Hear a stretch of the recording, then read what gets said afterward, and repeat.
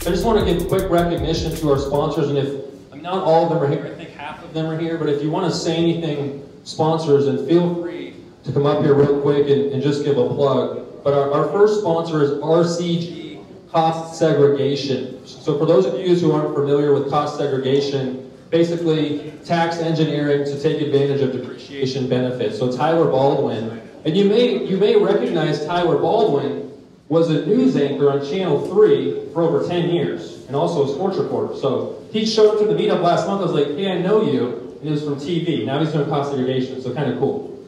Yeah, so I don't even know if I need a mic. I'm pretty loud. But yeah, he used to work right down the road at 3TV for like 10 years. He used to do news stories on all these guys like Bezos and Ray Kroc and all these guys that, you know, make $12 billion and pay no taxes or get $187 million back. In fact, this is like the first year ever where billionaires paid a smaller tax percentage than the lower half of the country. And I used to always cover these things and go, how do they do that? How do they do that? Well, now we're a part of some of the reason why people do that. And one of those is cost segregation, okay? So basically what we would do for, I'm sure everybody here has cost seg most of your properties, but if you haven't, what it is you're depreciating that property over the course of 27 years. What we do is an engineering-based look at that property where we take every aspect and segregate that property down to the drywall, the windows, the roof, the air conditioner, and then we can front load that over the course of either like 5, 7, 15 years, or thanks to the new tax law in 2016, we can front load it year 1 so you can shelter. We just did a guy out of New York, and we sheltered 1.5 million. So we can shelter a lot of cash early. You can use that rather than a passive income and active income to bring in, you know, more properties, more improvements, your next project, or buy a boat and put a lot of hot chicks or dudes on it. So again, thanks. A lot of benefits to cost seg. And then we have Helena. Thank you, Tyler. Appreciate it. We have Helena from American Title. Helena. Hi. Thank you. We are really very, very, very pleased to be here and helping Grace and Zach. This meeting has been amazing. There are so many great speakers that you're bringing in, and it's our honor to be helping to support that and for the real estate community. But we offer title and escrow services, so if we can be of any assistance for you in identifying properties, closing any of your transactions, please let us know, and there are a few of you here who we work with. So thank you for being here, and have a fabulous night. Learn something. Thank you. Thank you. Thank you very much. We've got Roger Spencer with Roger Spencer Law Offices. He wasn't able to make it here tonight, but he's our transactional attorney. We've used him on all of our deals. Really good guy. So I can, if anybody wants to come up to me at the end for any of these referrals, I'll give you their phone numbers, emails, whatever. We've got up on guard Anthony and Bob here. They are a property management company on one of our properties. Did you guys want to say anything? Hey, thanks for coming out, everybody. We really appreciate seeing you all here. We do work close with Zach and his group, and very professional people. We offer property management, so if Anthony and I can answer any questions tonight to help your information in this process, help us down. We're here for you. Yeah, and these guys, we can personally vouch, and they do a great job with value-add deals. Bob has owned some of his own deals. How big was the deal that you recently sold this year, Bob? I sold 14 units. Okay. Awesome. Okay, very cool. So those guys are good for property management. The Grid Works, which is this open workspace venue, this is one of our sponsors, so we thank them for hosting us. There's podcasting bays. There's all kinds of cool stuff you guys can do here. Garzella Group is an insurance broker. We've used them to do broker insurance on all of our deals. Trevor Nine is not here, but he's one of the representatives for them. And Alex Walton is a lender with CBRE, the guys whose mugshot is up on these screens. We used him on our first deal. He did a great job as a Freddie Mac small balance loan. So I'd recommend Alex if you are looking for a lender. So, and finally, if anybody has questions or interest in investing in our deals, my partner Robert isn't here. Feel free to come up to me at the end, and we can establish a relationship if you want to be a passive investor in future deals. And the same goes for Ben and Sam, our speakers this evening. You feel free to talk to them. They're constantly doing deals. So with that, we will get started. I want to introduce Ben Leybovich and Sam Grooms of Whitehaven Capital. So these guys just started in this market. They acquired their first large multifamily deal in Phoenix last August. So August of 2018. Okay, and since then, they've acquired over 500 units, over $50 million of assets under management, and they've raised over $20 million of capital for those deals. So these guys have been moving quick. They understand this market. They're here to answer any questions that you guys have. I have questions for them, but this is interactive, so feel free to raise your hands. They're going to be an open book. Anything from raising money, acquisitions, asset management, whatever it may be. So without further ado, I want to welcome Whitehaven Capital, Ben Leybovich, and Sam Grooms.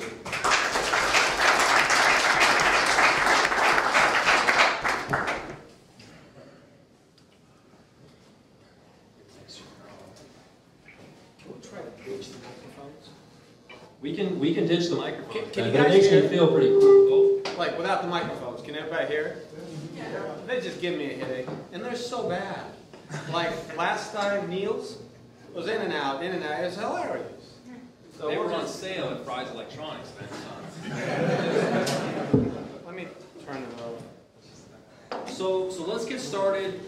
Tell us, Ben, tell us about your background personally, and then how you got into real estate, and then into multifamily syndication. Take us through that. I'm a classically trained violinist. By trade, I was diagnosed with a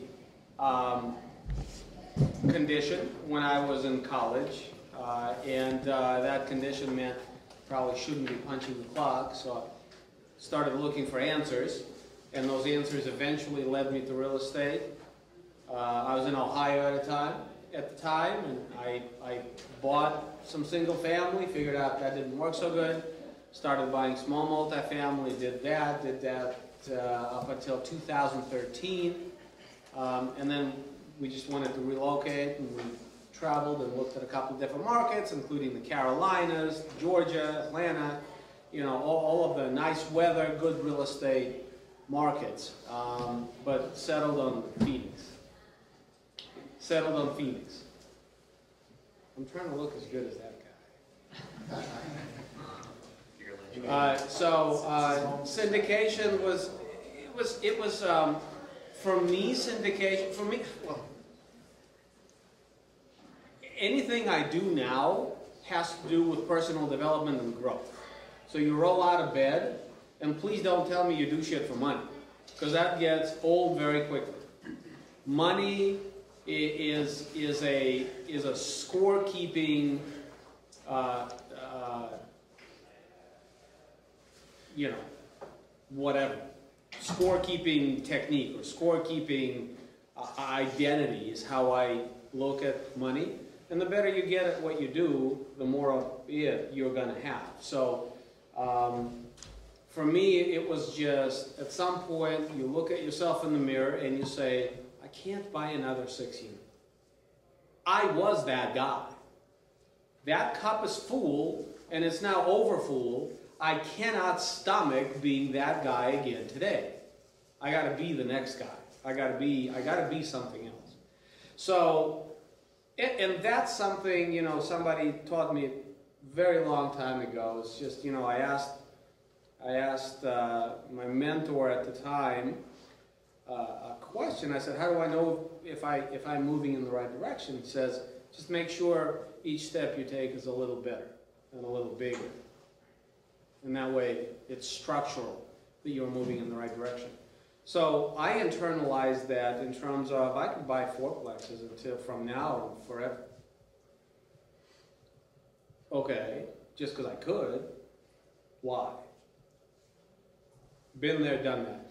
So for me, syndication and large multifamily was just a function of I'm bored doing the other stuff. So I gotta grow. I gotta do something else. It's just a function of Makes sense. growth, I guess.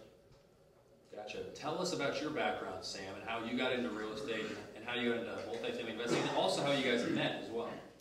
So I'm a CPA. I wanted to invest in real estate. It just always intrigued me, but I didn't want to manage tenants. I wanted no part of that. So I knew I needed a large multifamily. I could have a large professional property management company, 100 units up, but I wasn't buying 100 units at the time. So I just started investing passively in other people's syndications. And I got a lot more interested in that than what I was doing. So that's when I met Ben and decided we wanted to become partners and syndicate together. And we actually met through anybody on Bigger Pockets. Brandon Turner on Bigger Pockets introduced us and connected us, knew we both had a similar interest. And actually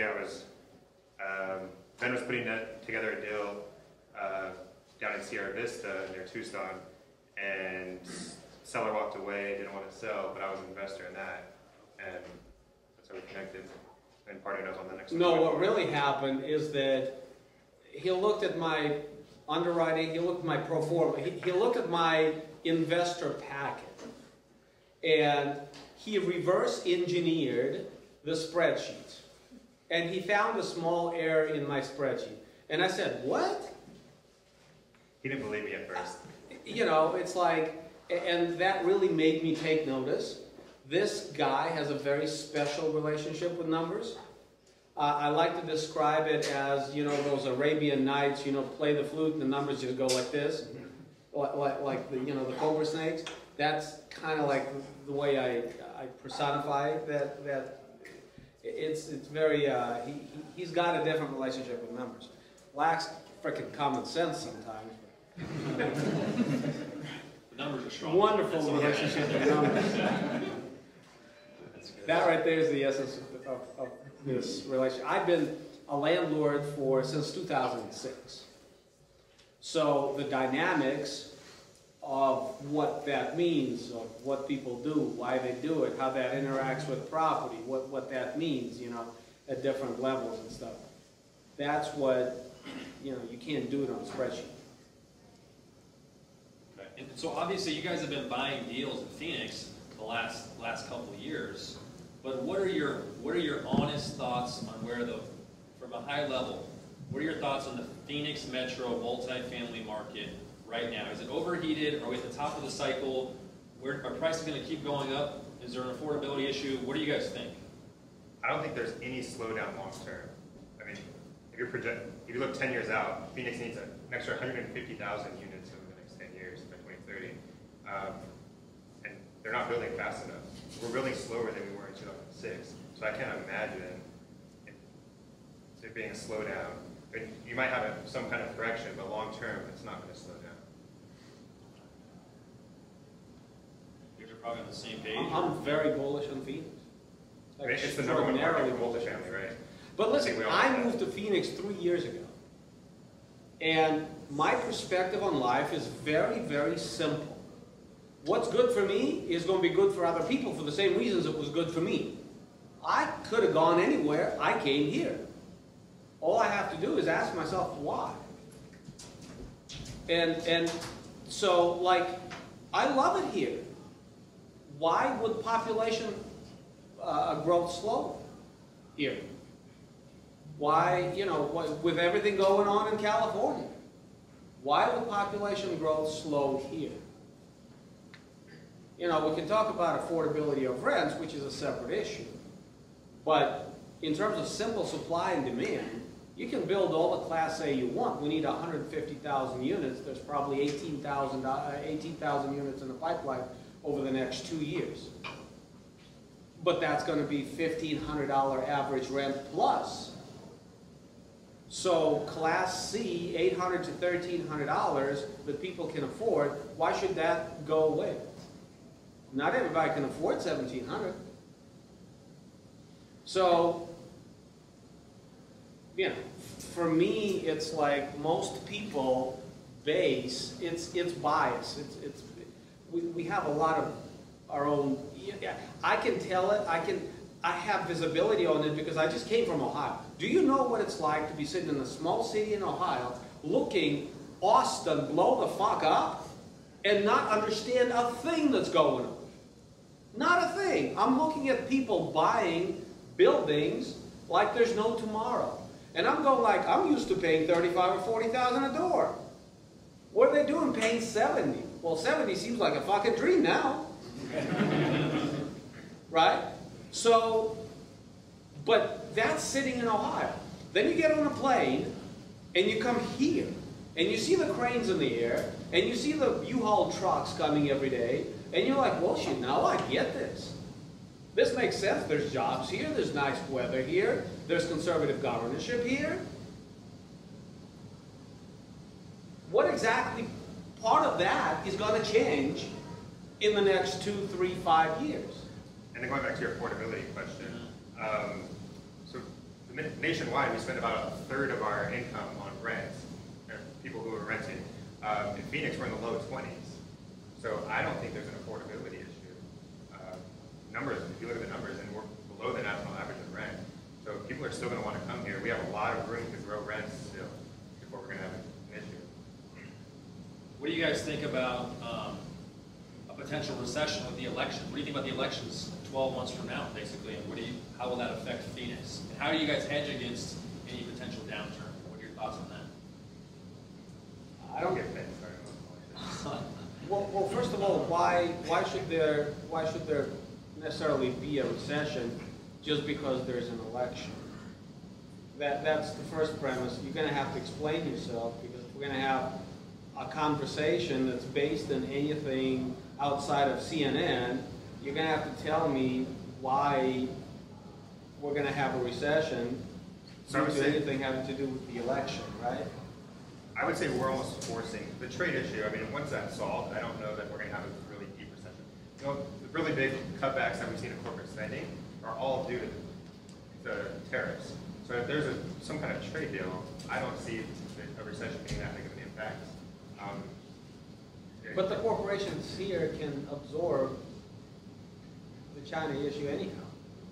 I mean, there's so much money sitting on the sidelines. It's not like we can't absorb it, and it's blatant. Everybody knows we can absorb it. I mean, that's why the game is going on. We can absorb it.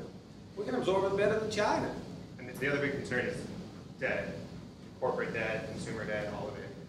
But with interest rates staying low, I mean, talk of going negative, that's going to just push off the back. I mean, that's probably the biggest concern long term is for debt, but short term, I don't think that's. I've literally not seen any argument that would be convincing to me of a slowdown. You have investors who need to place capital. There's a lot of that money sitting on the sidelines that needs to be placed. There's no yield in the bond market. Where do you go? Okay, so that's a powerful force for continued, yes, the relationship between the cap rate and the interest rate isn't 100%, in line, but it's more in line than not in line over the long period of time. And with the interest rates being where they are, why should the cap rates go up, specifically in light of how much money is looking for yield? So if the cap rates continue to stay, if we need 150,000 units in Phoenix, exactly why are we going to see this drop off? Now, eventually you're going to have a slowdown, probably more linear than anything like that. But I kind of look at today's pricing and I see a new paradigm. I can't imagine an economic scenario in which we're going back to 50,000 a unit in Phoenix. I just don't see it. I can't see it. If anybody knows what that looks like, please tell me. But the reason we're doing what we're doing is because we can't see it. Right? And you don't have to have a recession. I mean, Australia has shown us that they've had decades without a recession. UK hasn't had a recession in a long time. So there are countries that have shown that it's capable of it.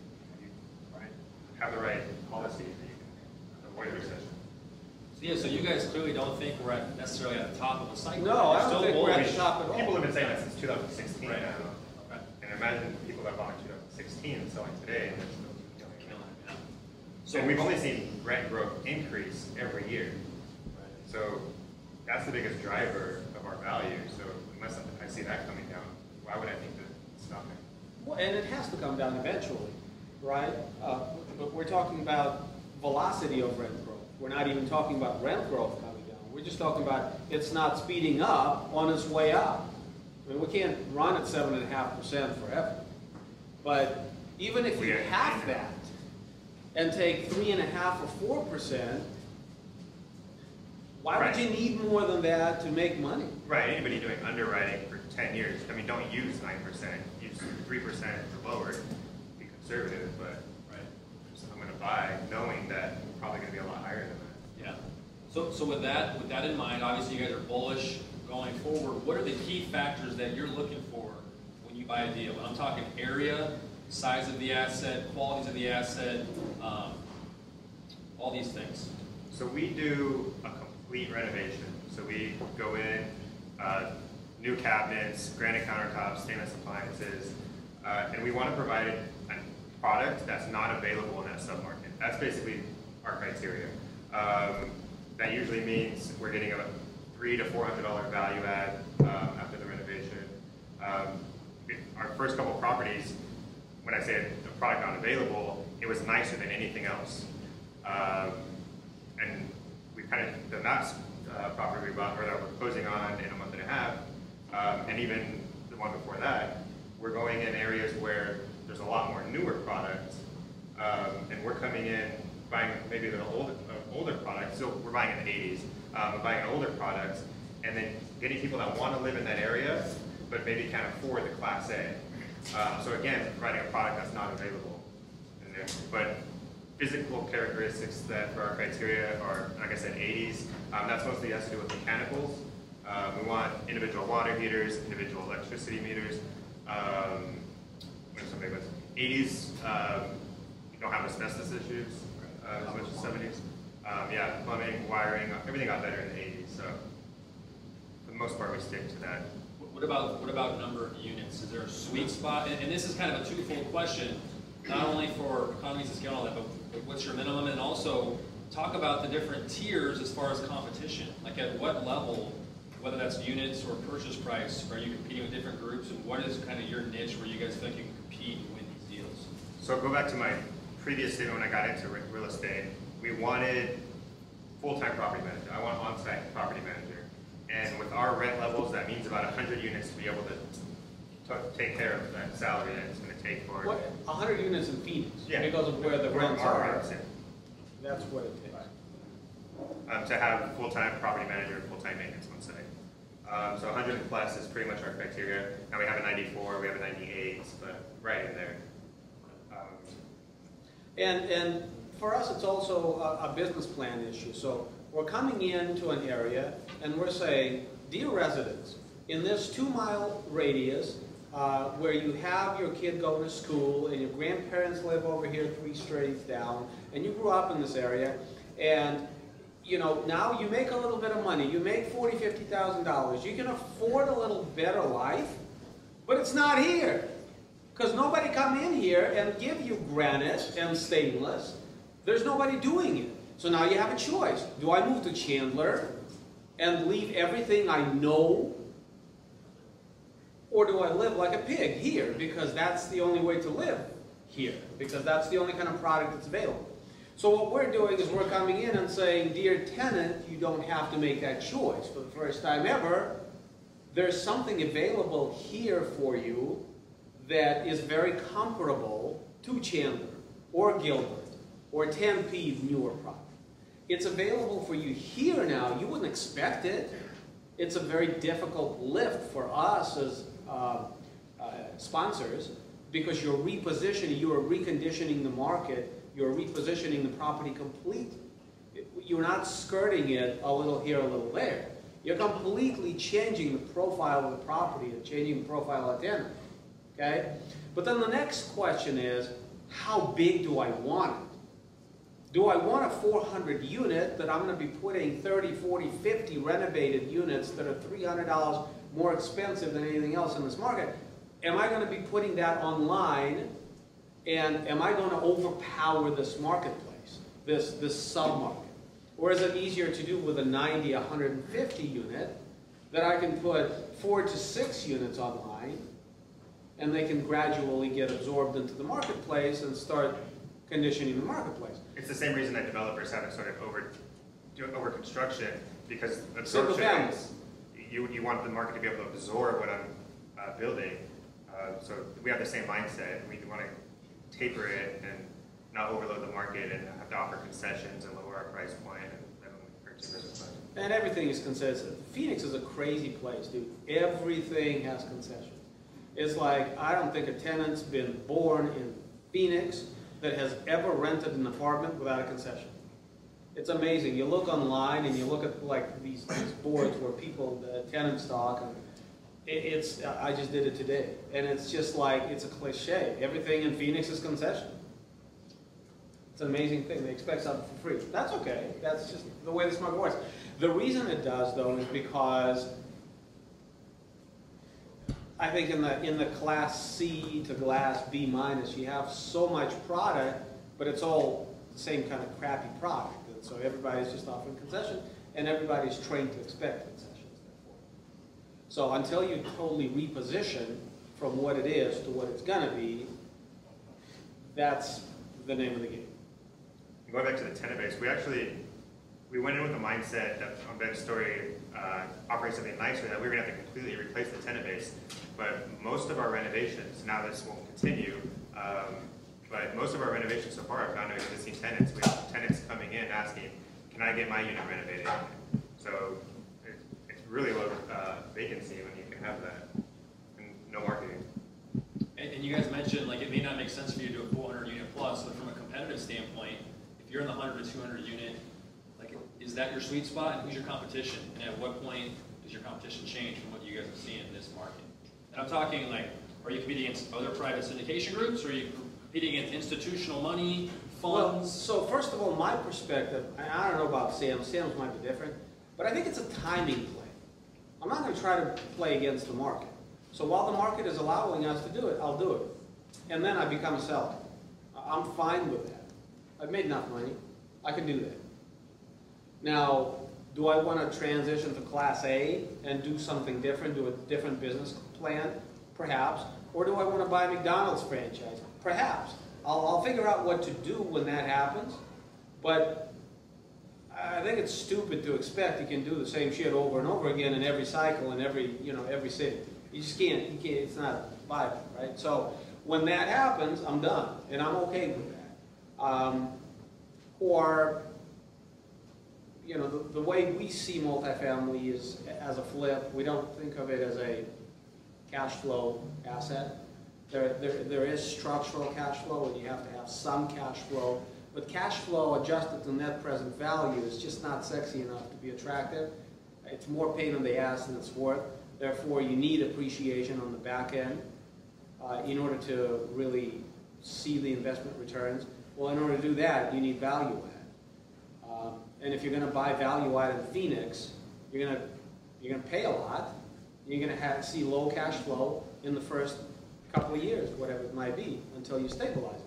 So it's like a vicious cycle. So we've just made peace with the fact that you can't have both right now. You can't. The times of a 2 multiple where you can pay $50,000 a unit for $935 of rent, those days are gone. For that $935 of rent today, you're going to spend $120,000 in Phoenix, and then you're going to get it to $1,300 or something like that. But, you know, as a flip, who's my buyer? You know, some dude from California who's got tax problems and he needs a shelter, or Calgary, or any place else. As far as competition, we're in the 100 to 200 range, even 250. You're competing mostly with other syndicators because we're doing value add. So value add in that range is mostly syndicators. Very few anybody else buying in that range right now. Just because your asset class. Yeah. And so you guys mentioned you're looking to do $300 to $400 rent bumps, and it's a heavy lift. It's not a light value add like you hear a lot in other markets, right? Even here. And so with that in mind, this is kind of a two-tier question again. How much are you guys spending per door in general on interior CapEx? And then what's your financing strategy to achieve that? And when you talk about financing, talk about like from acquisition and then 2 to 3 years, like what do you do after that? So what we're spending is about $12,000 on the interiors. And all in, we're spending between $20,000 and $30,000.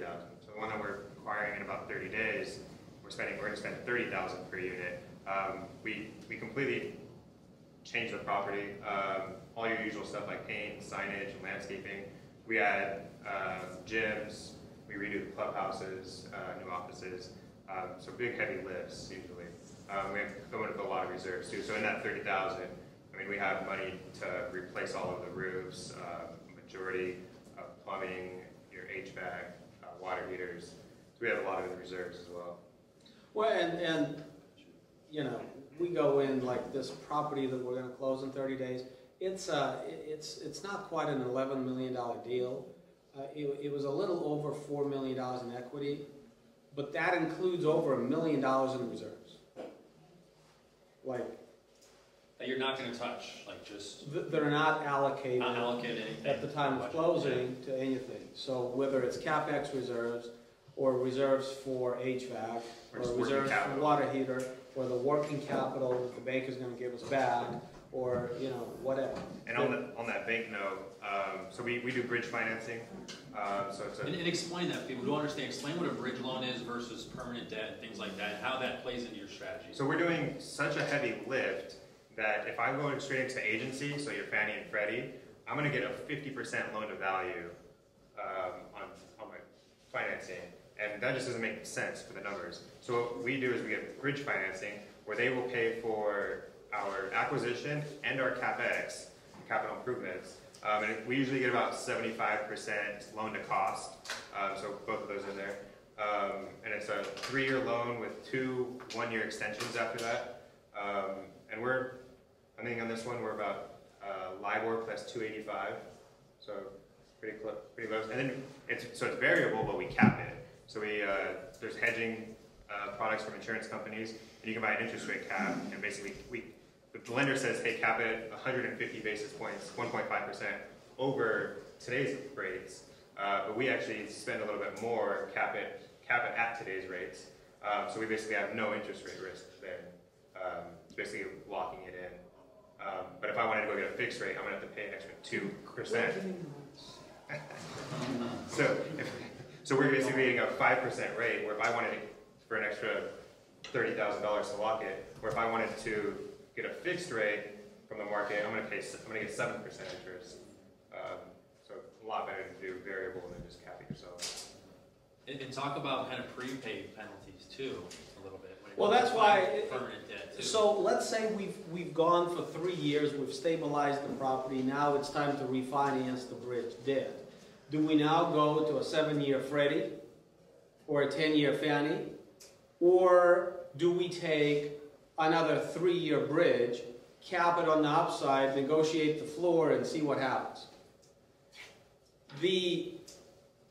And this is the way I see it. You know, many people disagree with me, but I see flexibility as probably the most important asset to have.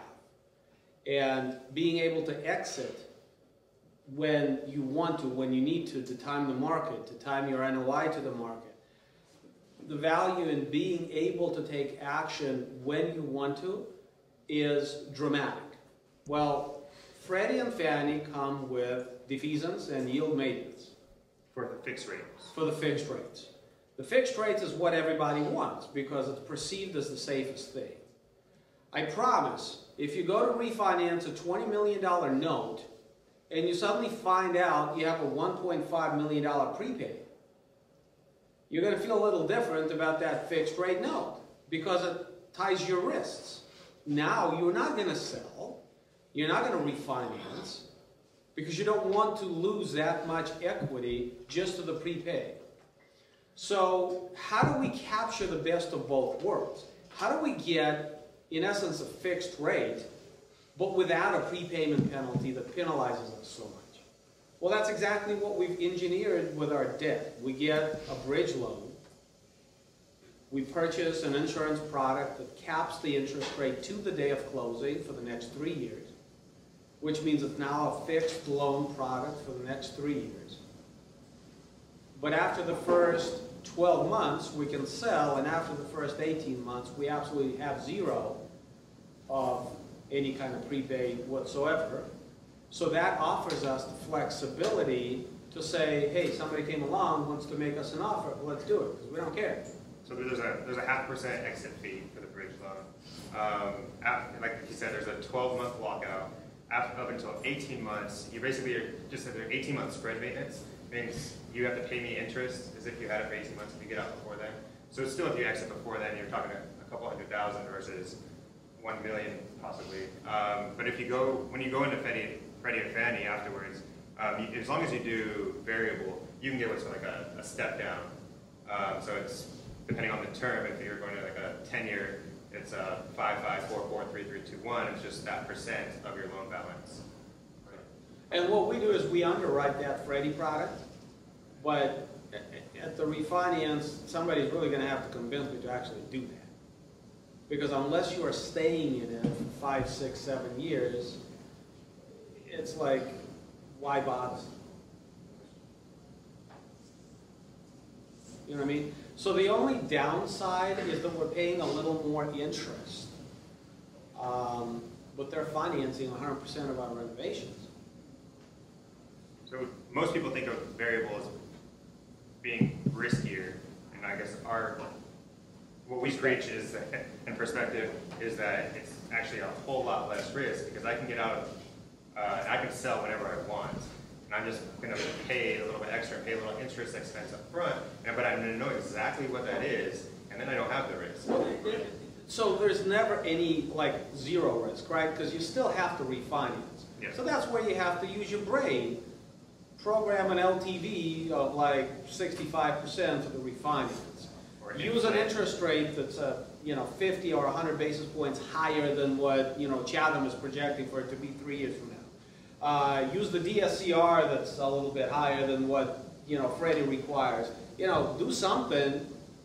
Build some levers into the underwriting to where if your rents are lower, your NOI is lower. Well, you never worked with anything higher than 65% LTV, but you're allowed 80, so you'll just increase the LTV, and there you are. You've captured it, right?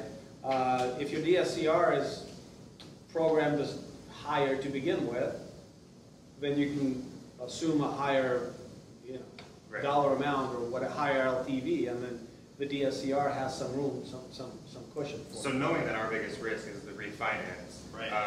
Like Ben said, we build a ton of cushion into that. And if you think about it, we created an impossible scenario just to have extra cushion. When he says we inflate the interest rate on the refinance at 150 basis points, well, we're only going to refinance if the market is in a correction and I don't want to exit. Because otherwise I'm selling. You'll sell before your bridge loan term is Right. due. That's what we want to do. That's the negative connotation with bridge loans, right? I know there's probably some people in the room thinking, and obviously you guys, it's working for you and you believe in the market. I don't necessarily disagree with you, but some people are saying, okay, well, what if there's a recession, you have a 3-year term, and then you get stuck and you can't refi? But that's why we have so much That's- cushion into that. Sure. And then at that 150 basis points, well, if the market's in a correction, interest rates are going up. That's when interest rates come down. So And you can say, okay, so the cap rates are going to go up. But the cap rates right now are compressed because we need 150,000 units. It's not just driven by paper economy. It's driven by real economy. We have population growth here.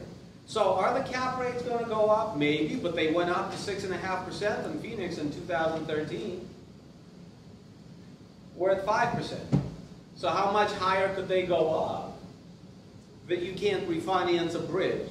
And the refinance on the bridge always usually presumes you're cashing out some money to give to your investors. Well, if you have a bad day, you can't cash any money out. Well, now your LTV can be like 55%.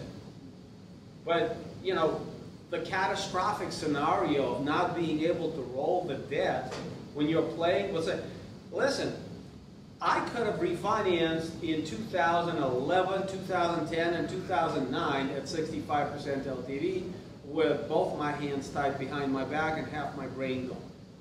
Because there's always money out there. It may not be institutional money, but bridge loan money isn't institutional money either. There's always money out there. So the terms might not be great, but this idea that you can't roll the debt, and therefore I'm going to lock myself into defeasance for the next 7 years? So we do a lot of sensitivity and stress tests on the debt, and we've never, just on realistic scenarios, we've never come up with a scenario that we wouldn't be able to refinance. And to that point, talk about cap rates and conservative underwriting. What are your assumptions for the annual stabilized rent growth? And then what are your assumptions for like an entry cap and an exit cap? Do you guys do like 100 basis points of exit between, or like, kind of talk about that and talk about how that works for people who aren't too familiar? So yeah, our exit cap, or I think you call it the reversion cap. Reversion or exit cap, yeah. We do it 1% higher than today's cap rates. So we're at 6% on our exit. What do you do it on the entry cap of the deal that you're buying, or do you do it at the market cap? No, we actually do it, we don't care about our cap. We actually just do 6%. Because in Mesa, you're not paying 5 cap right now. You're paying 4.75 if you're lucky on a good day for a decent stabilized deal. Maybe less, okay? The same is true in a lot of parts of Phoenix. So what we're saying is let's just use our entry cap as 5, period.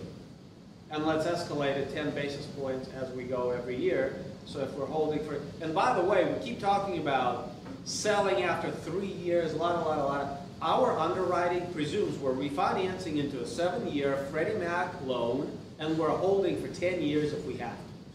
So if the environment is such that we don't want to exit, or we're buying a property in Mesa downtown that's about to blow up, or we have a property in South Mountain that is blowing up, we may not want to sell. We may want to hold on for the next 7 years.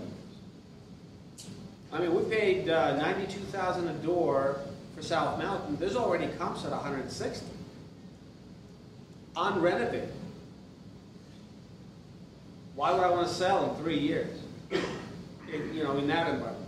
So we plug that Freddie Mac product as the undesirable, but we're going to use it anyhow, and we're going to inflate the interest rate on it.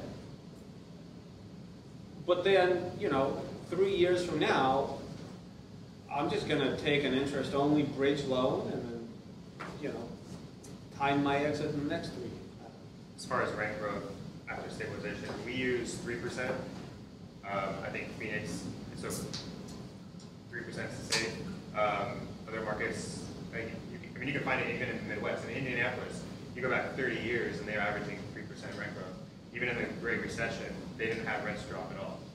Well, even more than that, if you just logically think about it, your expenses are going to go up at least 2%. Now, they're going to go up 2% in Phoenix because property taxes, which are very low now, as a relationship to overall OPEX, in the Midwest, that's a much greater number. So when the property taxes go up, that impacts the overall OPEX going up. So the OPEX in the Midwest is probably going to be at 2.5%, if not higher.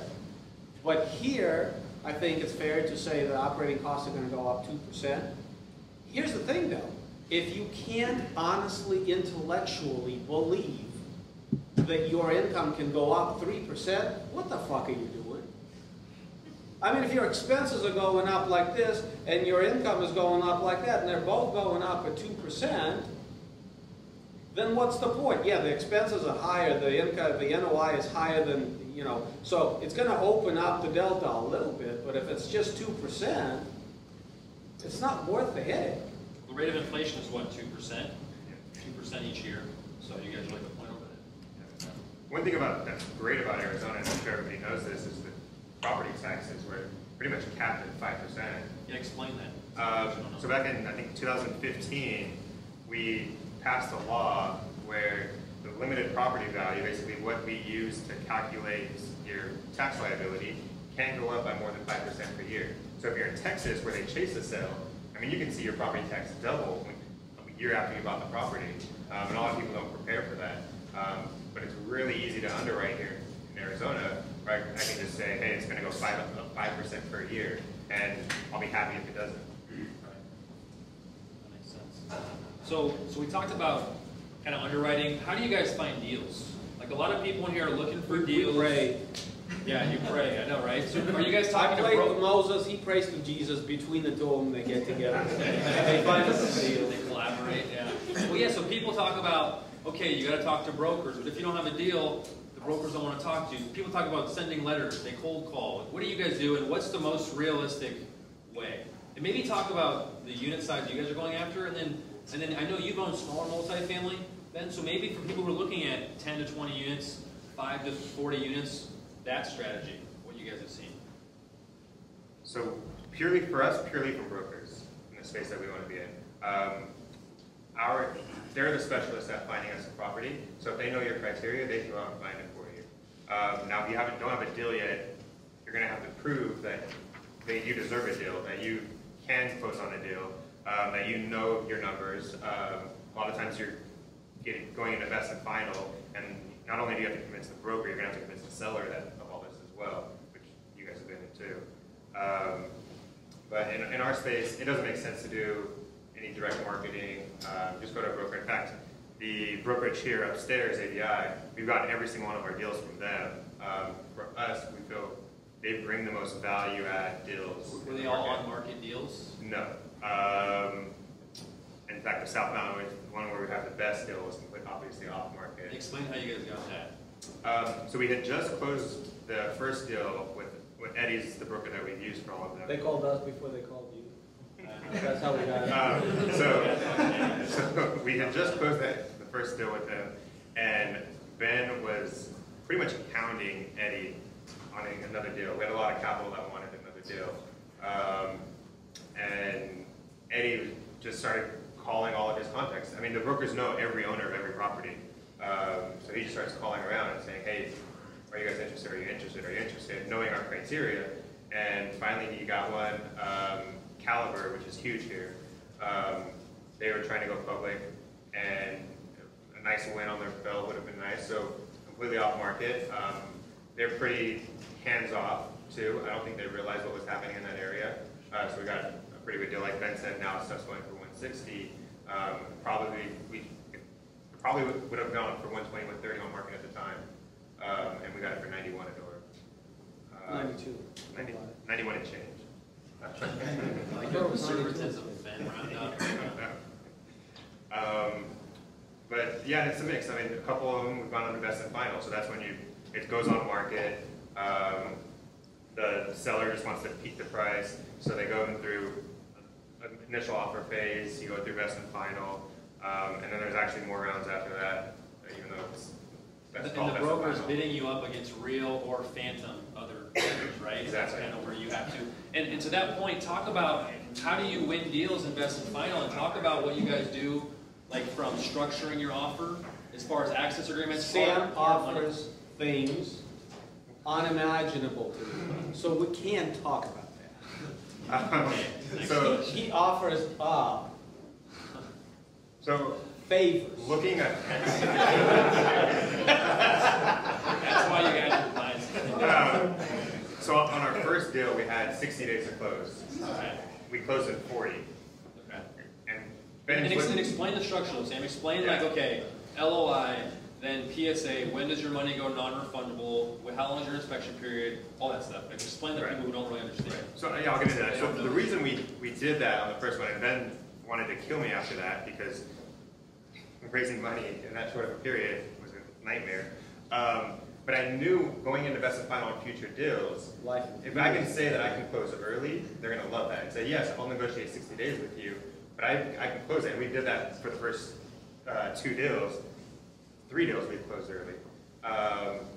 And it's helped us win deals in best and final. As far as structuring, we usually do non-refundable day one. So on Ridgepoint, our last acquisition, we did what, $400,000 in EMD, non-refundable. So 400K of earnest money, you have not done any inspection. All you've done is walk through with the broker. But your construction crews haven't done any inspections. Well, so no. So when we've done it both ways. So when we go in, we have, like I said, contingencies. So I'm already budgeting to replace their roof. I'm replacing all. Yeah, that's the HVAC. benefit of our business plan. I don't really care what's inside the units. I'm going to rip all of it out and throw it out and put new stuff in. So it takes a lot of risk out of the equation, right, from that standpoint. And then you just have major mechanicals like the roofs, the electrical, And we don't do boilers. And I already planned replacing a bunch of water heaters. And if you can't go hard day one, like on our first deal, we didn't go hard on day one. But before we were under contract, we already had all of our due diligence people at the property. So we were already on the roof. We already looked through everything, all the mechanicals, and so we were already comfortable. Was it like an access agreement, or? No, we actually didn't even get an access agreement. We just show up. Just show up with everything. That's how you do it. You surprise Sellers them. appreciate it. Yeah. That's the kind of the unsaid thing, is that the deal that we have now is like, it was under contract, not under contract, it was under LOI, it fell out of LOI. This seller intends to 1031, and from what I've been told, it was a first-time buyer, and they were asking so many, dumbass questions, that the seller lost faith in that the buyer is going to close. So he backed out of the LOI and said, bring me somebody that's going to close. And so I got the call. And explain an access agreement versus going hard day one, because sometimes it gets confusing. We've done both on 2 of our deals this year with an access agreement. We've gone truly hard day one. So kind of explain that. So an access agreement, while you're negotiating, so they accept your LOI. So in between that being accepted, and you have to negotiate your purchase requirement, because there's not a standard contract. Right. LOI is not binding. Right, LOI is not binding. So in that period, whether it's a week, 2 weeks negotiating the contract, you basically get access to the property to do all your due diligence. That way you're comfortable going hard on day one. But in our case, to help us get the deal, we did basically everything that you would do during an access agreement before that, and so they knew that we knew our numbers, and they knew that we knew exactly what we were given an offer, and there would be no reason to retrade. And so that helped us get the deal. And also, listen, they want to see your offering memorandum, like the same thing that investors get, and then look at how much you're spending per unit. And if it says $4,700, you're not getting a deal. Because you can't take a piss for $700. Well, if they know there's a lot of issues, and they know that that's not going to cut it to get that property where it needs to be. They want sophisticated. So that's another benefit of like our whole strategy. Yeah, the more you can show that you're prepared and you've done all of your due diligence up front, the more likely you're going to be get the offer from them. And you mentioned a retrade, so explain. I think a lot of people listen to podcasts or they read books and they all hear, okay, you got to get to know the brokers, but it's a small broker community. And if you retrade these guys, you're blacklisted. And people get scared, because what if they get under due diligence and you got all this money non-refundable, but there is a legitimate issue. So talk about the reality. Like, talk about retrades and actually having a legitimate issue for credit. Do you get blacklisted with the brokers? You don't get blacklisted. We've actually had our broker tell us that we should retrade on some things that did come up. But we don't want to. We want no part of that. And it is okay. You can, if there are legitimate reasons, if something comes up that you couldn't have seen before, as long as it wasn't negligent on your part and you didn't look into it, and it's something that came up during due diligence, I mean, nobody's going to fault you for retrading. Your broker will actually tell you to ask for some kind of concession. But next time you're going into best and final, they're going to give you a questionnaire, and it's going to ask, when was the last time you traded? Have you ever retraded? What were all those? So I want to be able to always answer never on that. So and I just don't want to argue with him. And it's going to help us get deals. If I can just say, I've never ever retraded. We've always closed early. Just want to keep that on the record. 100%. How do you guys structure your deals in regards to like equity, acquisition fees? What are the returns that you need to project, or what's the expectation of returns? What's your cost of capital for your investors? We underwrite to a 10-year, even though we'd like to exit sooner. Between 14.5% to 15% usually on a 10-year, an extra IRR, 3% extra on a 5-year, around 9% cash on cash, and about a 2x multiple on a 5-year. What about the multiple on a 10-year? 2.6, 2.7. Yeah, I think 2.8 is the only one on Mesa right now. Are you guys doing preferred returns and waterfalls and stuff? So we keep it simpler than Explain what most. that means too. Right. Explain what a pref is. So we have our investors, we give them an 8% pref. And that means they get 100% of the cash flows from the property until they have, again, an 8% return. And it's a cumulative. It's cumulative. So in year one, we're doing a heavy lift. So there's not going to be 8% cash on cash in year one. But if there's 4%, then that 4% that they didn't That would be get nice. just gets carried forward. Year one. So What deals are you doing? He has a side business now. You were too critical. He's making a lot of money. Wow. 4%. So whatever the difference is just gets taken forward to the next year, and it just carries forward. And until the investors are completely caught up on that prep, we don't see anything. And then once they're completely caught up on that prep, any dollars after that, after the 8%, then we split. They get 70%, we get 30%. Is that usually upon the sale that you guys realize that with the structure? Because the cash on cash, the pref keeps getting rolled over next year. Because it's cumulative. Yeah, we bury ourselves Yeah. so deep in the first 2-3 years that it takes us like 7, 8, 9 years to climb out of that hole. So we're not going to get any cash flow out of the property, As sponsors. as sponsors, which is why we charge fees, and our fees are enough to keep our interest. Let's put it that way. You don't want to disclose the fees, man? That was my next question. So We do it. We've done a 2% asset management fee, so 2% of the revenues annually, right? Yeah. We're switching a little bit on this last one. We did more like a fund type structure, where it's just 1% of the equity. So it's just flat across the board. So 1% of the money you raise is Right. like your acquisition fee, Right. essentially? Right. So not 1% of the purchase price. Correct. Yeah. So 1% of the equity. Yeah. Well, we charge fees on the front end to purchase the thing, to line up the funds, to line up the debt.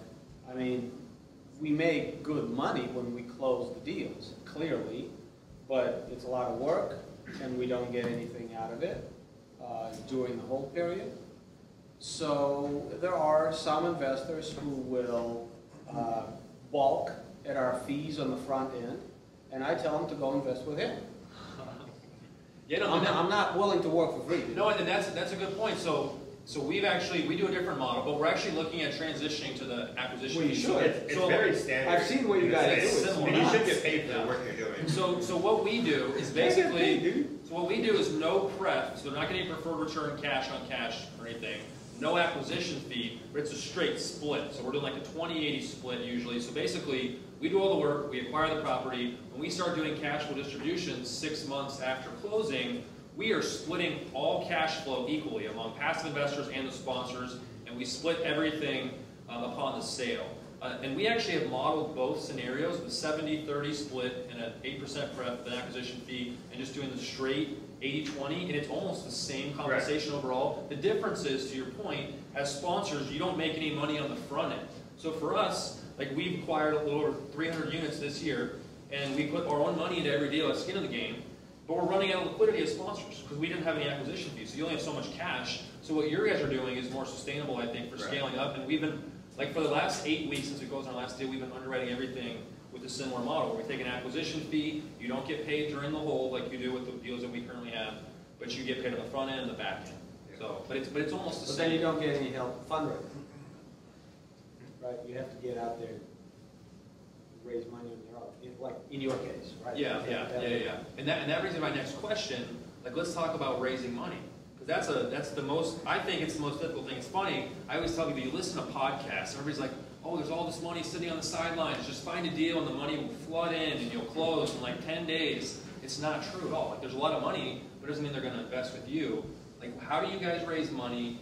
And just kind of talk about the strategies. Who are your investors? Like, are there certain demographics? Have you found it easier after you've acquired deals? And where are you sourcing capital? So your first deal is going to be the hardest, getting all these people to trust you with their money. So it's really a close-knit group on the first one, friends, family, colleagues. And then after that, people get more comfortable and they're telling their friends. And then you kind of just grow your network organically like that is the easiest way. You just have to structure it right. For all of ours, we do what's called a 506B. We can't advertise. There has to be some kind of relationship. I know you guys just closed a 506C where you can advertise, and we're actually considering that on the next one, something we really want to try out. But for us, it's been 506B, so just purely relationships that you've had prior. But you can still grow. You just have to have it. Can't. So an investor can introduce you to another friend who wants to invest. You just have to have that happen at a certain time before. Before you have to have the relationship prior to being under contract, right? And we're none of us are SEC attorneys, disclaimer, right? But you have to be aware of all the SEC guidelines. Right. And it's difficult. So that rule is just a usual guideline, but it's not actually a bright line test. There's no case law. Right. It's very ambiguous, yeah. So you'll have different attorneys tell you different advice on that. But yeah, that's the standard. Usually before you have the contract or the deal under contract, some kind of relationship built. And then where are you guys finding the money? Like Or friends and family? Like what about now? You can partner with a guru that's got a podcast, like someone like that. Yeah. Knows every doctor in the tri-state area. The biggest thing is probably education. So since we're not advertising, how do you get your name out there? It's education. So Ben's been teaching multifamily for what, a decade or so. So he's had 10,000 students or something crazy. We had a Phoenix syndication workshop last year just to get your name out there. We're on a lot of podcasts. Probably never again. Yeah, we'll never. That was your last workshop. It's a lot of work. Too successful, too much money. And then Ben's on a lot of podcasts. He's obviously been on Bigger Pockets a few times. Yeah, exposure and everything. Yeah, do you guys bring in other capital raisers on your deals, depending on the size, just purely to raise? And just so you guys know, technically SEC-wise, it's illegal to bring on somebody just to raise capital. They have to have other responsibilities like asset management stuff. So to that point, what do they do, and do you guys do that? So we had Ben also did more specialized teaching with people who wanted to buy multifamily, teaches them the underwriting, how to look at deals, and some of his former students have partnered with us to be on the GP side, and so they brought in money. They've handled other stuff, investor relations. We have them out here. They help us dial in scopes, make decisions on the property. But yeah, you have to have them more involved than just raising money if you're going to bring on other people. Right. And it can't be purely, their compensation can't be purely based on how much they raise. So how do you deal with that? Because we've wrestled with that too, where it's like, okay, somebody tells you they can raise $1 million, and so you think, okay, they're going to do $1 million, they're going to do asset management, they're going to dial in the scope. So how much compensation, how much GP equity do I give them? And then they don't raise that, right? It's a risk. You have to, and that's why it's better to use someone where he knows the people. He knows they were about to buy a 40 unit that after going through Ben's consulting decided, hey, that's not the deal. So you know that they have capital, that they can bring money to the table, and they were looking to sponsor on their own as well. So yeah, you have to have some comfort level because you're giving them some equity even if they raise a lot less. And you can't change all that, of right? the people I work with are people I've known for years. I'm not going out there and saying, hey, can you raise some money for me? That doesn't happen. What's the minimum amount that they would need to be able to raise to bring value to you? It's probably on a case by case. How good of a friend are they? No, but it's serious though, because, all right, so I am a bit of a facilitator, right? So I crack the door open for a lot of people. So I've always done that all of my life. When I figure something out, that's like why you write a book, why you create a course. Because the reason I am thinking on this is probably the same reason somebody else is thinking on it. So if I can shorten their learning curve with a course or a book or an article, that's value I'm delivering to them. I'm cracking the door of opportunity to them. So how much do I like you? Like if we've known each other for 7 years, you can raise some money, you can help me, you've gone through my underwriting, you understand what I do and how I do it. You want to help me with this, you want to help me with the pricing on the washers and dryers, you know, whatever. Okay, raise whatever you can raise, because I like you. Just to get them in the game. get them on a deal. Yeah. Okay, so you close the deal, and now you got to focus, the real work begins, right? The asset management, execute the business plan. And so I know you guys obviously own several deals here, and then you've owned smaller multifamily, so this is kind of across the board, and you don't need to name your property management company, but I'm just wondering, how do you handle issues with your property management company, and what are some of the most common issues you guys have seen in the past? Like, what type of issues do you face, and how do you handle them? And what are red flags for you guys? A good property management is an oxymoron. Sorry, guys. I'll just put that out there. Except for you guys. I'll just put that out there. Only exception. You know, we're all friends. We can be honest with one another. It's, I don't understand how people live in California and buy in Arizona or buy in Georgia. I don't understand how people live in Arizona and buy in Kentucky. I don't get it. I'm at these properties several times a week. I don't understand the concept of remote asset management. It doesn't compute with what I know. So our property manager, I mean, they manage over 20,000 units. They're the largest property management company here in Phoenix, not just in the country or anything, but here in Phoenix. And we still have a lot of issues with, as far as red flags. Yeah, and you said you couldn't do remote, Ben. And there's no way you don't understand like why. because you got to manage the managers. You have to manage the managers, and you have to see what's going on, and you have to be that close to it. You know, it's true, I don't have to take those calls about leaky faucets, but I get a report every week. And, you know, if I'm seeing things in that report that require my presence on site, at least it's a function of jumping in the car and I can be there. Well, now we're taking interior renovation in-house. So we're going to renovate the interiors of all of our units in-house. So that's another reason. Because now you're dealing with more closely with physical problems on top of everything else. You know, you know, to your red flags comment, I will equate this to underwriting. Like, if you have a line item for your roofing, and you have a line item for HVAC, and you have a line item for working capital, and you have a line item for your interior renovation scope, and you have all these line items, then it almost doesn't matter what you find at the property because you already have it in your pro forma underwriting. Property management is like that. So it's going to suck. You already knew that. Now you just have to figure out what you got to do to unsuck it, or to make it suck a little less.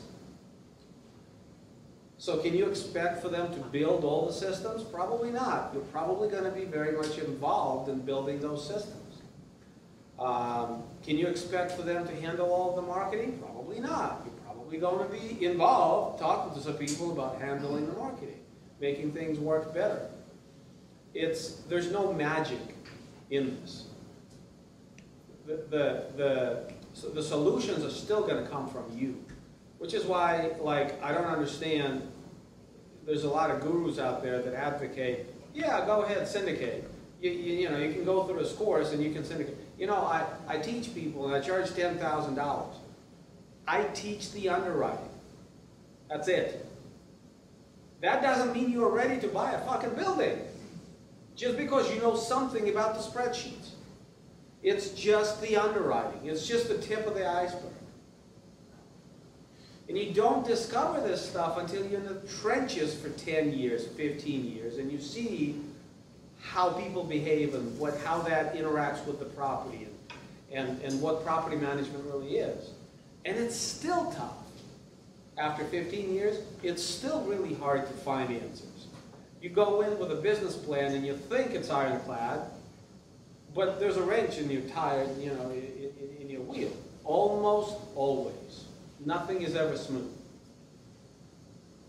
So some of the issues we've dealt with lately are marketing, just not having a consistent a message out there, not keeping updated photos, or we go online, we'll see the wrong rents being advertised.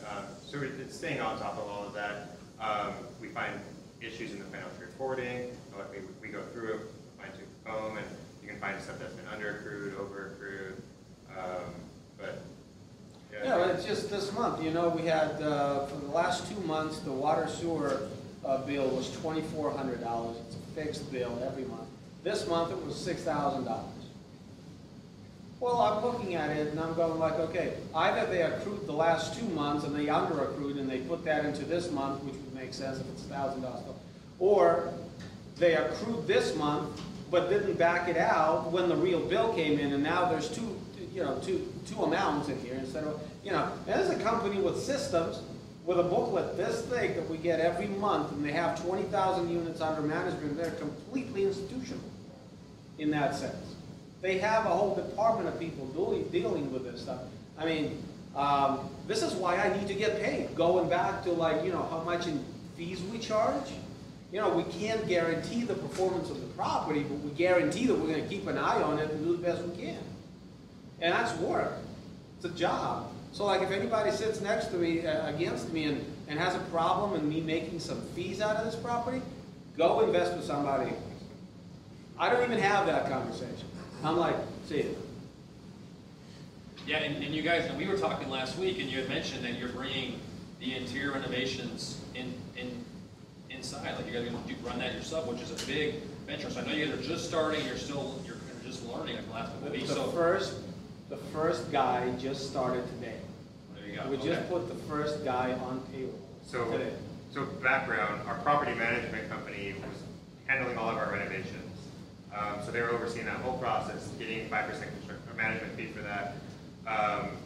But as we started acquiring, and that was fine with the first property, we had 100 units, there's only 6 or 7 of them to renovate every month. But as we got up to 500, we started noticing issues. Renovations, instead of taking 30 days, were taking 3 months. Quality wasn't there anymore. And finally, to be able to continue raising money from our investors, we just had to take it over in-house. It's not something we ever wanted to do, but we brought that in-house, and Ben said we started today. So Ben and I were at the property, demo here this morning.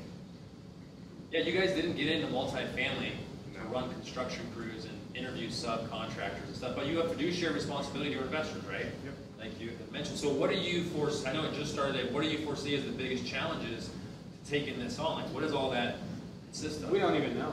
So I could tell you what I foresee, but I don't know. So the biggest issues that they had, the prior team had, was coordination of everybody.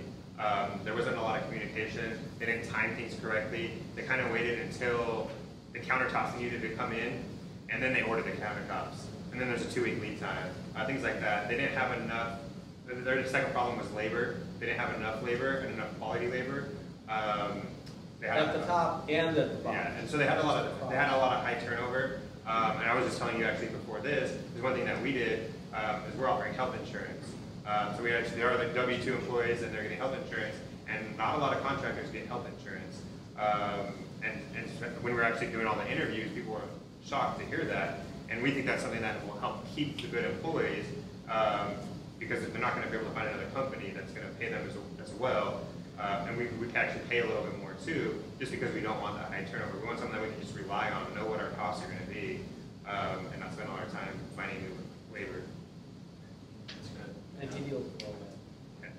Yeah. That's so asinine. That's beyond me. I can't. You wouldn't get along with subcontractors then? No, actually, I get along very well with them. I don't get along with scheduling too. They don't show up. That's Mr. SEC figuring out what happens when and why. No, I'm interested to hear how that goes for you guys. So last 1 or 2 topics here. So for people who are here, they're trying to get started in syndication.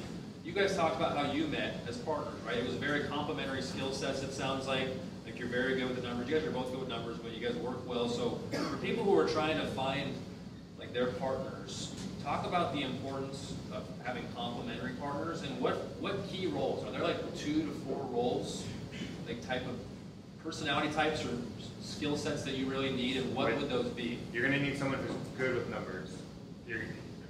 Your have to. CPA. We have a CPA. You should be on good our with team. numbers. Yeah. Period. If Right. you're going to be in this business, it can't be the other guy that's good with numbers. You have to be good with numbers. If you're not good with numbers, don't be in this business. Sorry. You have to know what you are selling, what Right. you are managing. If you're going to take on other people's money, You know, These are sophisticated underwriting models, right? Some people might Yeah. think they're good at numbers, but that doesn't necessarily mean. Right. Because you're projecting years out. you know, I'll tell you, don't partner with somebody until you're waking up at 4:30 in the morning, putting a headset on, and sitting in front of your computer until 8 at night for, I don't know, 4 months, 5 months, at least. doing like screen share, dialing in your model. And you're excited about being there from 4:30 to 8. When you find a guy or a girl that can get there, maybe that's a partner. And you don't have to jump into a full-blown partnership right away. Ben and I did it. We just started underwriting together, looking for a deal, and we weren't sure if it was going to lead to anything. It's like dating, right? Right. And so we started underwriting, and it just gradually grew. And then we were on the, like you said, on the phone all day, every day. And then we did our first deal together, and we still, I mean, even to this day, we have our separate entities, and we just joined under one. But it took a few deals before we decided, hey, we're just going to finally come and formalize our partnership. What do you need besides a numbers guy? Like skill set wise? Well, even before the skill set, you gotta like the person, you gotta trust the person. You can't, like, I mean, I like him. It's very, very kind of neither here nor there, but I do. I mean, and I can't imagine spending as much time and enduring as much stress with somebody I don't like and don't trust. So before anything else, that has to be there. Everybody, like you said, it's complementary skills. You know what you're weak at. I'm generally a nice person. You can see Ben is a little bit more forceful, and there's times where you need that. And so it's great to have a partner, for me, that can do that. And if someone needs to go yell at, because I take all the lender calls, I take the lawyer calls, but if something needs to be pushed through, Ben will hop on the call. And that's the only time he gets the call to get hop on. But that's a good partner to have, just because I don't like doing that, and it makes me But we're on the same page on the numbers. We're on the same page of why the hammer needs to come down right now. So it's not like he's having to sit there and explain to me, this is why you got to put the hammer down. I was probably there before him, because I so like usually that. I'm telling him, hey, calm down. I used to be a scrawny, skinny, neurotic Jew. Now I'm not skinny anymore, but I'm still a neurotic Jew who is worried about everything and freaks out so easily. And if it wasn't him holding me back, that hammer would be coming down a whole lot more unnecessarily and damaging relationships. Unnecessarily. But at times, that's what it takes. I was a teacher first in violin and then in real estate. I think you don't get really good until you teach it, because teaching it requires for you to not only understand it, but you have to internalize it on a such deep level so that you can break it down in such little pieces that you can deliver it to different personality types and know how to do that.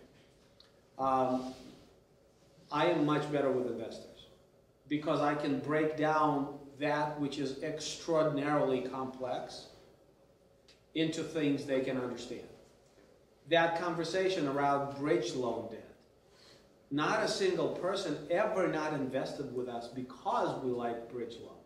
But a whole lot of them come to us thinking we need to take fixed rate financing. But there's a dynamic, there's an exchange that happens, there's a certain nurture that happens, but you have to have the right kind of personality to deliver that to people. And me being a teacher, I've got that. He couldn't do it. I mean, you've listened to our podcast. Fucking guy can't talk. I mean, him talking is just like, you know that those noises the computer makes, like when it's quiet in the room and you're sitting next to your computer and that's like, and you can hear it on the podcast, right? Like words don't flow together. It's like, it's like, yeah. So what we do? Are you stupid? Why do I even have to explain this? Don't you understand this? I would never say that. That's something you would say. I'm translating that which you will never say. But what kind of computer do you have? now, After PC. no, neither. Wow. A Pixelbook. which I absolutely love and adore. Fantastic. Straight to the Google Drive. Perfect. But and it's interesting because, like talking about numbers, our underwriting is very different, right? So I'm a musician. I'm like more artistic type. So what I do is I see the picture and then I boil it down with numbers. He goes straight to the numbers. He's a CPA. Just a quintessential, like his, if there were no letters and no words, just numbers, he'd be just fine. He'd figure out a way to communicate with the world and get his message out and everything. Numbers for me is a labor of love. Like I'm good enough at numbers, but my underwriting is, here's a picture, here's the dynamic, here's a movie, we're buying this property, here it is in this state. This is what's going to happen, this is what people are going to do, this is how the property is going to react, this is how it fits into the fabric of the market. This is, you know, we're developing this movie for 10 years. Now, I can see the imagery. Now I boil it down into numbers. He goes straight to the numbers. So the underwriting methodology, he starts over here, I start over here, and we dial it in until it meets in the middle. So the spreadsheets are a little different. The perspective is a little different as at the outset. But it forces us to merge and marry the ideas and to negotiate with one another. How much do we need an extra point here for this? Or, you know, can we, you know, what, and like in every line item on all 14 pages of the underwriting, that's the process that takes place. And it works. For us, it works. And I don't think it'll be easy to find your partner if you're looking for one. And I think we both feel we got extremely lucky, right place, right time kind of thing. Yeah, I went through like As long 6 as or I'm not 7 mad. different partners. You didn't even tell that story. You guys got a good story. Funny story. But yeah, no, to your point, I went through like 6 or 7 different partners. Like you said, underwriting, it's kind of like dating. It's like you're underwriting a deal and you see how they work. Are they as committed to you? Are they communicating? Do they have a strong work ethic? Or do they have complementary skill sets? And some people just don't get back to me, or some people, they try to take advantage of you because you're in a good market and they can raise money. So like when you're trying to find a partner, I would say don't let people try to take advantage of you. Because a lot of people, like you said, Ben, like they'll go find a guru, right? Well, the guru will tell you, okay, do all the work, do all this, this, and this, and then they may just back out at the end, right? They need to be your actual partner, where you guys are both putting in time. So have you guys ever had dysfunctional partnerships, and how do you handle those? If so. This is the first partnership I've ever had. Outside of my marriage. I like him, not like that. I have a very pretty wife. Yeah, I don't know if I've had a dysfunctional partnership. You guys just saw indicators to not marry these people in business. I just never believed in partnership. Partnerships are such a pain in the ass because you have to negotiate. It's like a marriage. If you're going to be logical about this, then it's like a marriage. And you have to know you'll be negotiating day in and day out. It's a relationship. I never wanted to get in the middle of that. And I never needed to. I think it's because I never, until Sam met the right person, that makes it worthwhile. Because there's so much more value there that you're willing to negotiate. And you're willing to go through the process of essentially be married to somebody. Because there's so much value added to your life. I think that's probably why I never did it, because... Well, yeah, that's the only reason to do it, being a partnership, is to make your life easier. in business. They bring value. Last question, what's your advice to somebody who's trying to syndicate their first deal or trying to find their first deal? And what are the steps that they should take? Very encouraging, Ben. I think a lot of education, like I said, you need to know underwriting baseline, know the numbers, but there's so much more after that that you're going to need to know. A lot of education. I went to get into it first. I went around to every conference, meetup, just everything that I can get my hands on, listened to every podcast, read books on it. That's just as a foundation before you can even get into it. Once you start networking with people, you need to be able to talk intelligently about what you guys are going to want to do together. So until you have all that, it's really hard to have those conversations. How long was it, Sam, from when you first started to like want to learn and decide you're going to do it, or at least when you first sort of wanted to absorb all the content, reading books, going to stuff, until you actually got your first deal under contract or closed your first deal? How long do you think that was? Probably a year.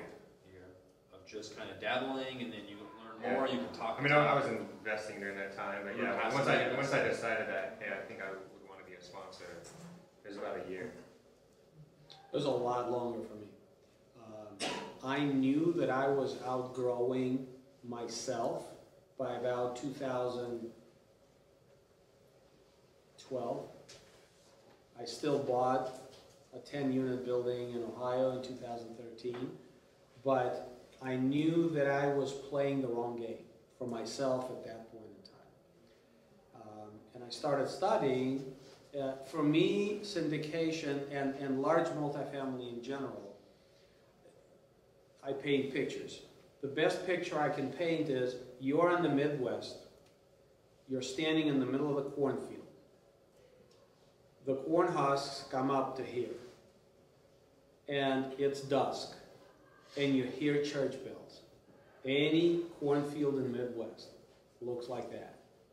And you hear those church bells, and you're standing in the corn, and you're spinning, and you're looking for that church, and you're going, I'm not nuts. I hear the bells, but I can't see the church. It's that condition, so close and yet so far away. That, for me, that's where I was in 2011, 12, 13, when I was outgrowing myself as a quintessential landlord that goes on podcasts and Bigger Pockets, and the whole world goes, oh, you're so good, you know. And then you've done there, been that, you've discovered the truth about all of that, and now you need to grow, and you hear those bells, but you have no idea. And the way that I see multifamily now has absolutely zero bearing on what I felt and thought 5 years ago. That process for me took about 5 years of studying and trying to understand. Now, I am not a CPA, so for me it was a more difficult process. Don't think because he did it in a year, you are more like me. I promise you that. You're not like him. You're more like me.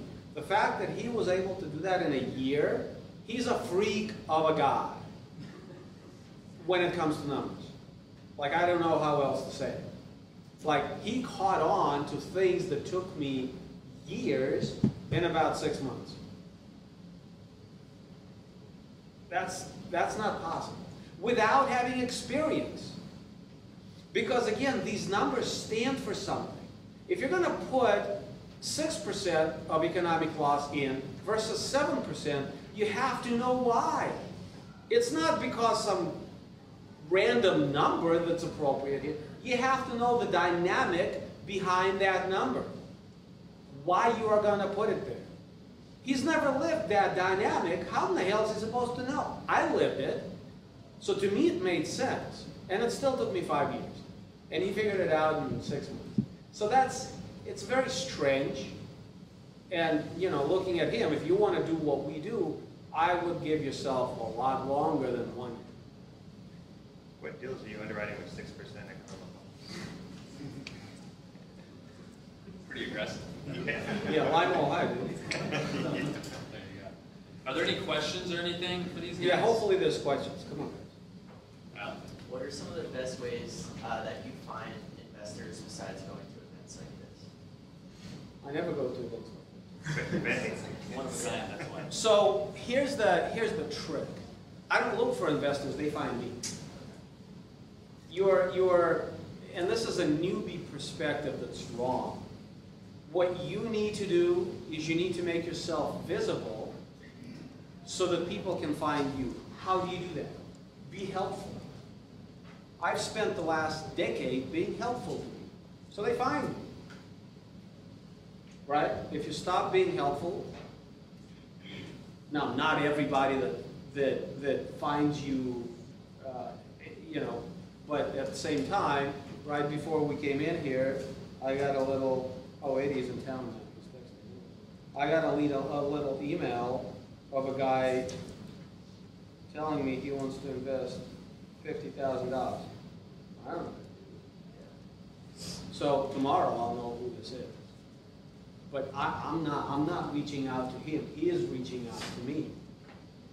So it's somehow he heard some way from someone, right?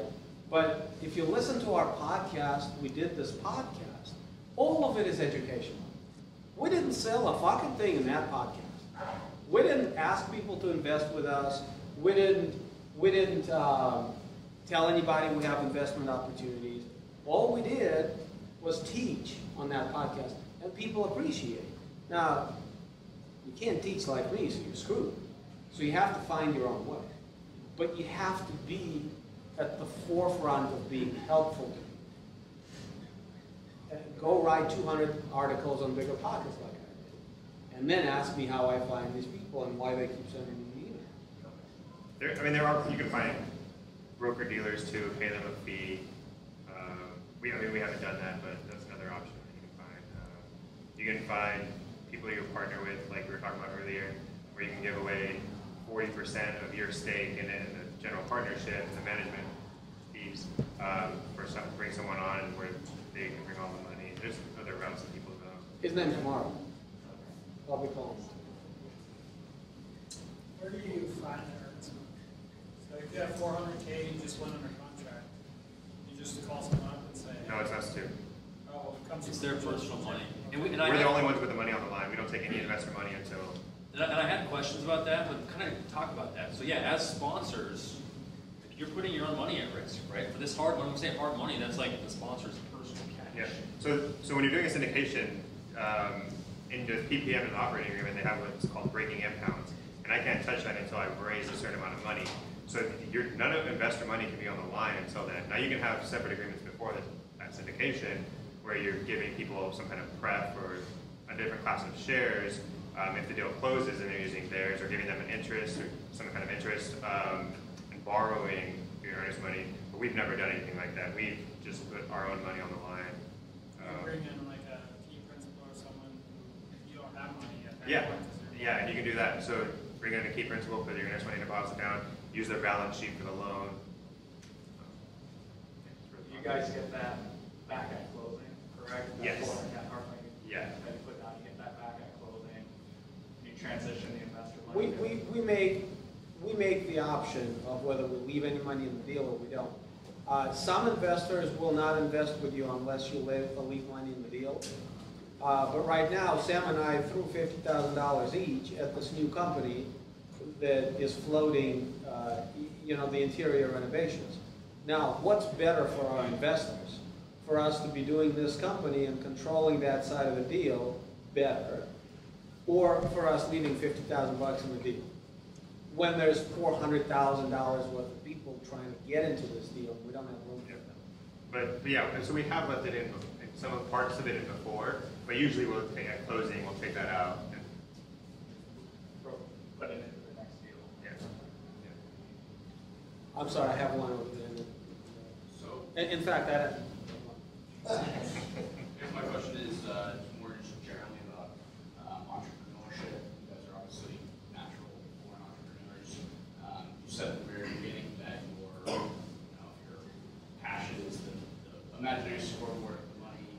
It's not for you. What is your driving force behind all of what you do, business? What's your passion? well, right now it's fiduciary responsibility to people because I know these people and I've taken their money and they put it with me, and so I'll fucking die, but I'll do everything I can to make sure the deals work like they're supposed to. So that's the short answer for the syndication for things we already have. For me personally, it's just growth. I mean, a guy that can raise $20 million in 1 year is not the same guy that can raise 500 million a year. I want to know what it feels like to be that guy. You know, because why not? Because you got to grow. If you don't grow, you're doing the opposite.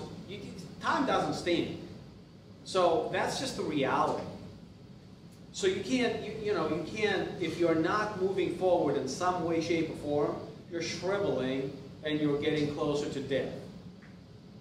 And if it's moral death, it's probably even worse than physiological death. It's got some morbid. To me, right? So I have to grow. Like it's a pathological kind of thing. I have to grow, see how creative I can get, how good I can get, you know, how I was going to say big, but no, I don't care how big. Like, if the cycle changes tomorrow, I can be very happy to not buy anymore. Although if the cycle changes tomorrow and shit becomes cheaper, we're buying it. Because it's stupid not, right? But I can't really quantify it. It's like if I am putting one foot forward in front of the other, if I'm growing, I'm happy. If I'm not, I'm depressed. I'm not going to be depressed. For me. I just like being really great at what I do. I think that's, so whatever I put my mind on, I just want to just get really great at that. And that's really my driving force. And I really like it. I think it's a lot of fun. I sat behind a computer 24/7 as a CPA.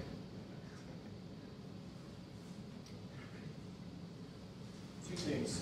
First, what kind of, you guys are funding the majority of your renovations with lender funds, but how much do you guys allocate towards working capital and capital reserves on a percentage basis? That's the first question. Second one is, how do you guys build a framework around the roles and responsibilities post-close? So after that whole thing, something shit hits the family, who's taking care of it? What does that look like? Can I answer? Which one? Oh, Well, especially the second. go ahead. If you have to build that framework, you're working with the wrong people. It kind of comes natural. It's like, I think it's what Simple you're trying to answer. say. We never once sat down to think about that.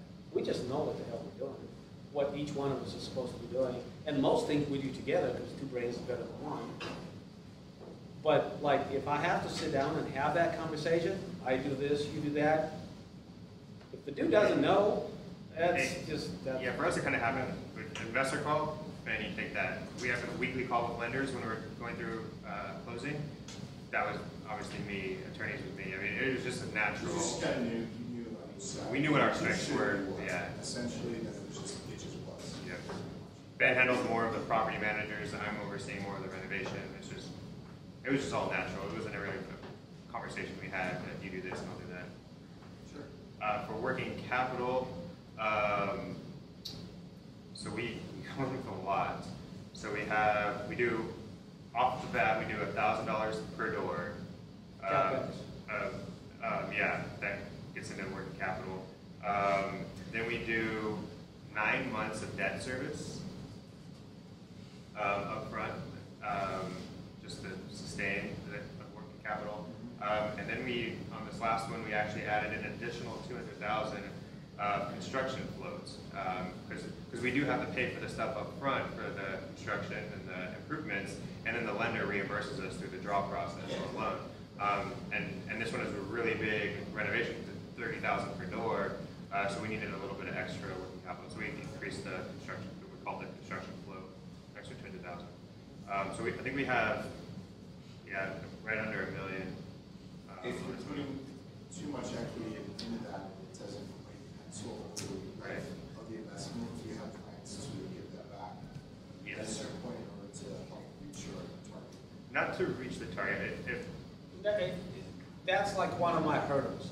If I have to cut my pay or cut the safety margin in order to make the deal work, it's not a good enough deal, I don't want it. So I just want my pay, because this is freaking hard, and I'm not doing it for free, and I want reserves. The more the better.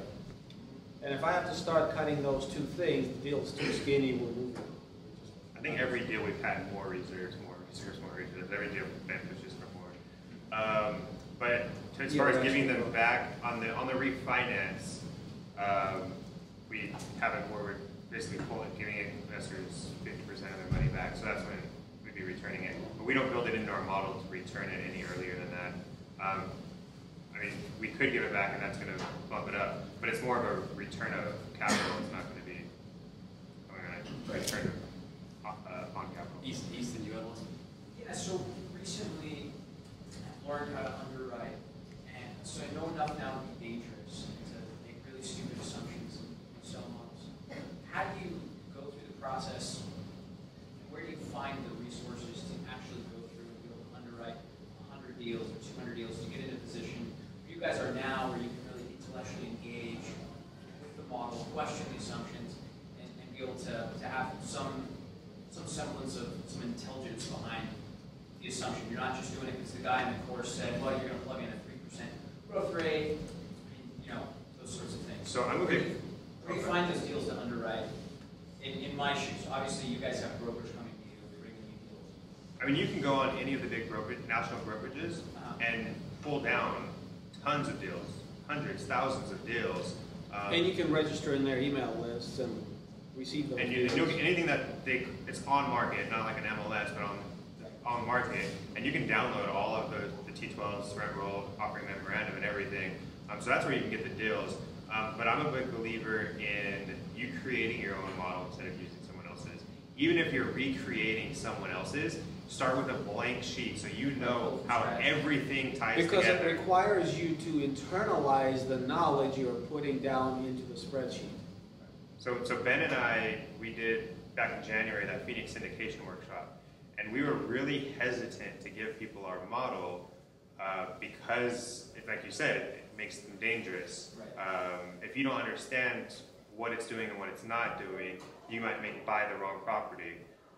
So I'm a big believer in just So we actually had to build in some backstops into the spreadsheet that actually went out with people that would be good enough for them to use as a learning tool, but not really good enough, dialed in enough to be competitive.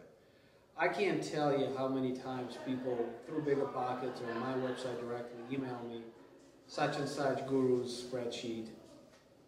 Dude, I can't find any deals with this. Well, no shit. And one thing I did is I looked at basically every guru's spreadsheet underwriting model and reverse engineered it, figured out all their formulas, because some of them will give it to you where you can't mess with everything. But go in and rewrite all the formulas, figure out what you like, kind of like mesh them all together. And ours is constantly changing as well. So we do everything in Google Drive, so we have every property we've ever underwritten in there that we shared. And so I went back and looked at when we were barely coming together in underwriting, and I don't know if you've done this, but I'm embarrassed. I'm embarrassed of my underwriting a year and a half ago. It gets more sophisticated, not because you understand the numbers, because you understand the subject matter. Right. And you're good enough with numbers that you're able to capture those deltas, that your growth. But it's that intellectual growth that's missing in people. That's the reason that they can't write the model. It's not that they're not good with Excel. It's not that they just don't, people just don't visualize that movie that we're talking about. They just can't visualize it well enough to dial in the numbers. So, second question on top of that. So I was engaging with someone on LinkedIn. He's one of the chief appraisers at Freddie Mac. A random guy commented on a post. He was talking about the limitation of DCF modeling, using 10 years as your modeling period as well. using a compressed cap rate on the exit. And he was saying 4-year, modeling out for 4 years for a stabilized property made more sense and maintain the same level of cap rate going in and out. And I know that it would affect like your internal rates of return. So like, how do you guys respond to criticism like that from someone? This is not my criticism. It was his, and I really don't know how to respond to it. So first of all, we agree 3 to 5 year exit is the best exit from a standpoint of capex cycle and all kinds of things in the life of real estate, piece of real estate. 3 to 5 years makes sense. Also from a value add perspective, if you compare the growth of the NOI to the growth of the valuation, you'll see that somewhere between years 2.5 and 3.5, you're maximizing, and from there you're just doing this, so the delta looks a lot less attractive. Not only that, but you're escalating your cap rate, so while it's barely doing this, you're doing that on it, and so it's like, you know, why bother? So from that standpoint, I agree with him. And it's in effect what we do, because all we do is add 10 bips a year. So by year 4, we're only 0.4% higher on the cap rate.